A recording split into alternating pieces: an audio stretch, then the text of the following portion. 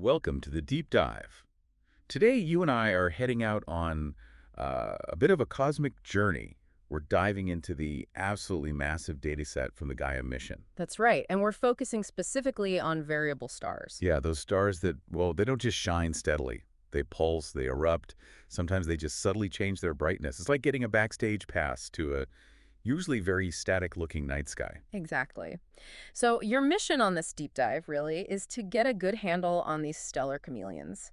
We'll look at how they're classified, what makes them tick, and importantly, what Gaia's amazing discoveries are telling us. We want you to have those aha moments without getting bogged down in, super technical jargon. We'll try. The goal is clarity and hopefully a bit of fascination. Okay, so let's get right to it. What is a variable star, fundamentally? Simply put, it's just any star whose brightness appears to change over time, as seen from Earth. And these changes aren't random, right? There are reasons. We talk about intrinsic variables. Right. Intrinsic means the star itself is actually changing its luminosity. Something's happening inside the star. And then there are extrinsic variables. Yeah, in that case, the star's own light output might be constant, but something external affects the light reaching us. Maybe another star passes in front, like an eclipse, or maybe dust clouds block some light. Okay, got it. Now prepare yourself for the scale here, Yeah. Gaia. It surveyed over 2 billion stars. It's just staggering, and just in its second data release, which covered, what, the first couple of years? Yeah, something like that. It found 550,737 variable sources, over 500,000. And the variety is huge. Just listen to this breakdown. Almost 229,000 RR Lyrae stars, over 11,000 Cepheids, about 152,000 long-period variables. 147,000 rotation modulation stars, nearly 9,000 Delta Scuti and SX Phonesis types, and about 3,000 short timescale ones. It's a zoo. It really is a celestial zoo. But here's the kicker, the really revolutionary part about Gaia. It's not just the numbers. Right, it's the extra info, isn't it? Exactly. For every single one of those stars, variable or not, Gaia measures its distance incredibly precisely, how it's moving through space, and other really crucial data points. Okay, let's unpack that. Why is having the distance and motion data so important for understanding variability? Because, well, for the first time, really, we can interpret that observed change in brightness in the full context of the star. We know its true brightness, its luminosity, we know where it is in the galaxy, which stellar population it belongs to. Which tells us about its age and maybe how it formed. Precisely. And we can even learn about its chemical composition, its metallicity. Metallicity. Can you just quickly define that for us? Sure. In astronomy, metallicity just means the fraction of elements in a star that are heavier than hydrogen and helium.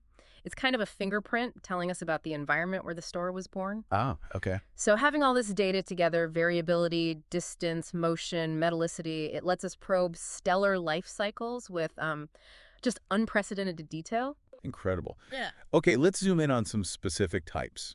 Yeah. Cepheid variables, these are pretty famous, right? They play a big role. Oh, absolutely vital. Cepheids are like cosmic yardsticks. We use them to measure distances within the Milky Way, and crucially, out to other galaxies, too. This goes back to Henrietta Swan-Leavitt, doesn't it? Early 20th century. That's the one. Back in 1908, she discovered this amazing relationship.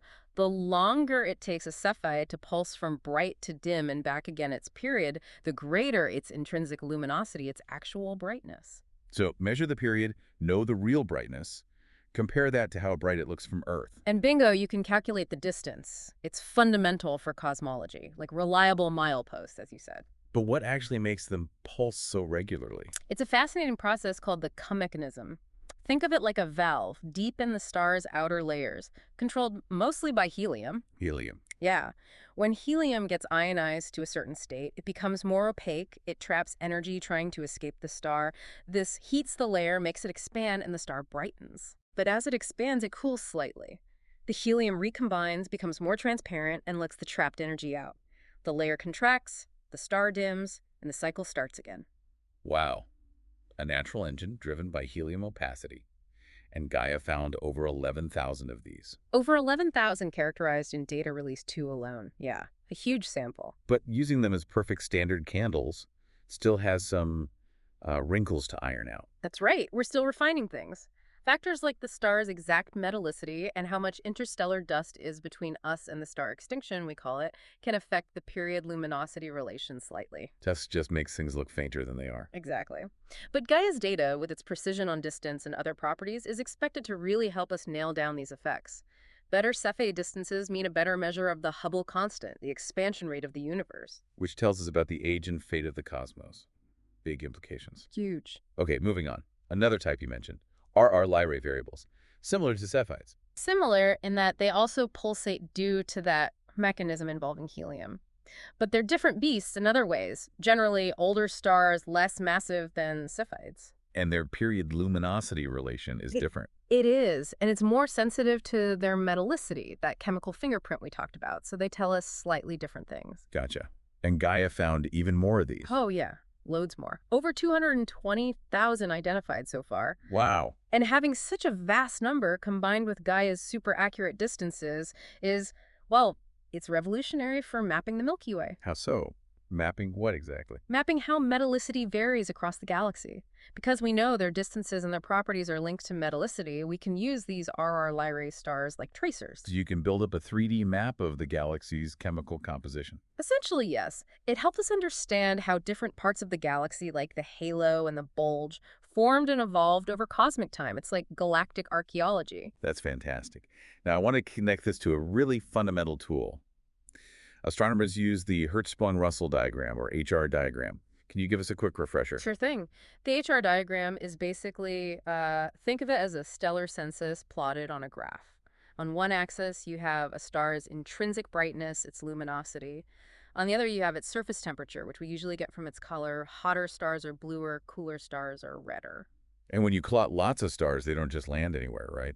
Not at all. They fall into distinct regions and sequences. The main sequence, where stars spend most of their lives, the giant branches, white dwarfs down in the corner, it maps out stellar evolution. So it's like a roadmap of a star's life. And there's an observational version, too. Right. The color magnitude diagram, same idea, but using observed brightness, magnitude, and color index instead of calculated luminosity and temperature. Easier to make directly from observations. In Gaia. Gaia lets us make these diagrams for variable stars specifically. Yes, and that's the breakthrough. Because Gaia gives us accurate distances, we can convert the observed magnitude into absolute magnitude, the true brightness, so we can place variable stars on these diagrams with unprecedented accuracy. Not just knowing they vary, but seeing where they fit in the grand scheme of stellar evolution. Exactly. We can build these diagrams for variables in any direction in the Milky Way for different stellar populations. It's a massive leap from what was possible before, even with earlier missions like Hipparcos. I remember seeing a study that really showcased this. RR et al., was it? Yes, RR and colleagues, 2019, a landmark paper. They took 500,000 Gaia variables and plotted them on a color absolute magnitude diagram. 500,000. What kinds of variables were In involved? sorts. The pulsating ones we've discussed, Cepheids, RR Lyrae, long period variables, but also eruptive stars, cataclysmic variables, stars varying due to rotation, stars in eclipsing binaries, the whole shebang. And they plotted these against a background of sort of normal stars? Yeah, the diagrams had this gray background showing where the bulk of stars lie. You could clearly see the main sequence broadened a bit because of unresolved binary stars, the red clump, which is core helium-burning stars. Right, I remember seeing that clump. And it had a tail stretching away, which is mostly due to interstellar dust making stars look redder and fainter. Plus, you could see the horizontal branch, the red giant and asymptotic giant branches for later evolutionary stages, faint white dwarfs, subdwarfs, bright supergiants, Yeah. the whole stellar family portrait. Just seeing where all those different types of variables landed on that map must have been incredibly revealing. It absolutely was. Even though those first diagrams weren't perfectly corrected for that dust effect, which can smudge the boundaries between variability types a bit. It still gave a powerful visual overview. Definitely.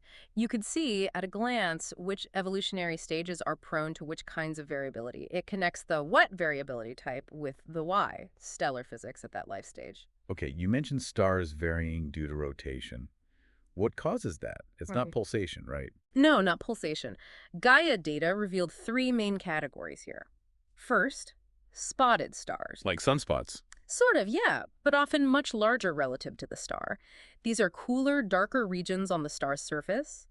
As the star spins, these spots rotate into and out of our view, causing the total brightness we see to dip and rise. It's like a lighthouse with a dark patch on the lamp. Good analogy.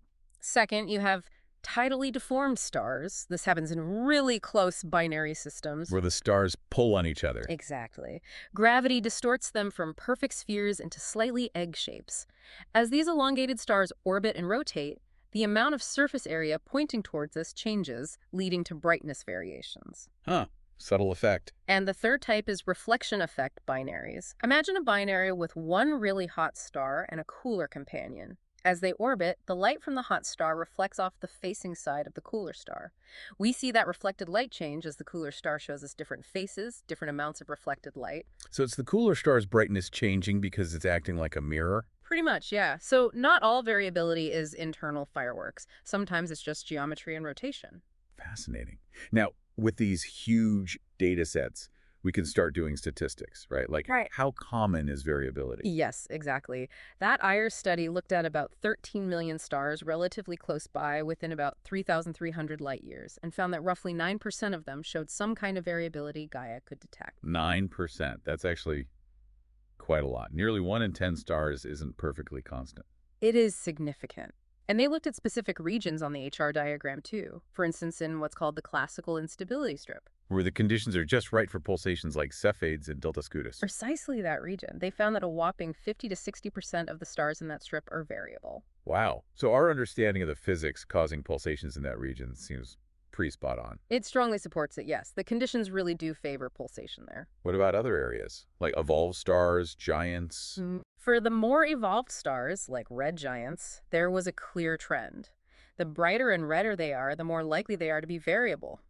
Think of those big, puffy, long-period variables. Makes sense. They seem less stable.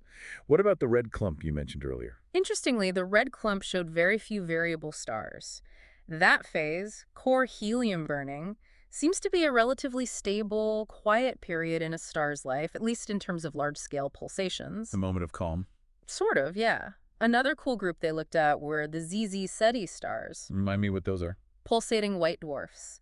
The end state for stars like our sun, but these ones haven't fully cooled down yet and they pulsate very subtly. Oh. Gaia found they cluster really tightly in a specific zone of brightness and color on the diagram. And within that zone, about half of them are variable. Only half. Why not all of them in that zone? The thinking is that the pulsation mechanism, which involves partial ionization of hydrogen in their thin outer layers, only works within a very narrow temperature window. So stars drift into that window, pulsate for a while as ZZ Ceti stars, and then drift out of it as they cool further. Like a specific temperature sweet spot for pulsation in white dwarfs. Exactly. It's incredibly specific physics driving it. So it's not just that stars vary, but how they vary the period, the amplitude, the shape of the light curve tells us so much. Absolutely. And when you plot diagrams showing the amplitude of variability, how much the brightness changes, you see distinct clumps and regions tied to different variable types. Each class has its own characteristic flicker signature, if you like. And it's not just brightness changing, is it? You mentioned color shifts, too. That's a key point. If you track an individual variable star through its cycle, its color often changes along with its brightness. For pulsating stars like LPVs, Cepheids and RR Lyrae, the general rule is they get bluer when they are brightest. Bluer when brightest. That seems counterintuitive, maybe. You'd think just bigger means brighter. Right, but bluer means hotter. This color change tells us something fundamental. The main driver of their brightness variation is the change in their surface temperature during the pulsation cycle, not really a huge change in their radius. So when they compress and heat up, they get hotter, therefore bluer, and that temperature spike makes them significantly brighter overall. Precisely. The temperature change dominates the brightness change for these pulsators. That's a really neat insight. I think I saw mention of a visualization of this, like a movie. Yes. There's a great little animation ESA put out. It shows representative variable stars actually moving around on the color magnitude diagram as they go through their cycles. You see them loop up and down, changing brightness, and side to side, changing color. It really brings it to life. It does. It shows the dynamics beautifully. If you want to find it, search for Gaia DR2CU7 variability movie, or check the cosmos.esa.int website. Definitely worth a look. Fantastic. Well, this has been a genuinely eye-opening deep dive. Just incredible what Gaia is revealing about these dynamic stars. If we were to, bring it all together, what are the main takeaways for you? Okay, first, just the sheer scale and richness of Gaia's variable star data. Hundreds of thousands found, with distance, motion, and context for each one. That's transformative. Unprecedented context. Absolutely.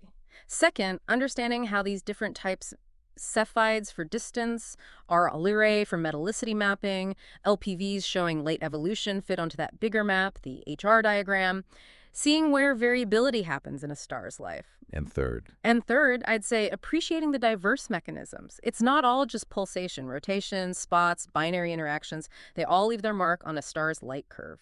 Combining variability data with the HR diagram gives us such powerful insights into stellar populations and galactic structure. it really changes how you perceive the night sky. Yeah. It's not static at all, is it? It's this constantly shifting dynamic system, and Gaia is giving us this incredibly sharp view of it. Couldn't have said it better. It's a cosmic light show, and we finally have the tools to really analyze it in detail. So, a final thought to leave our listeners with. Something to ponder. Well, just consider that Gaia is still observing. Its mission might last 10 years. The data set is only going to get better, the time coverage longer. Meaning we can study longer period variables, or maybe subtle changes over time. Exactly. Think about how this ever-improved data set will let us refine everything we've talked about. Maybe discover entirely new types of variability. How will our understanding of stellar evolution, of galactic structure, of cosmic distances continue to shift as we analyze this incredible stellar dance more deeply? What other secrets are hiding in those flickers of light? A universe still unfolding before our eyes thanks to missions like Gaia. A great thought to end on.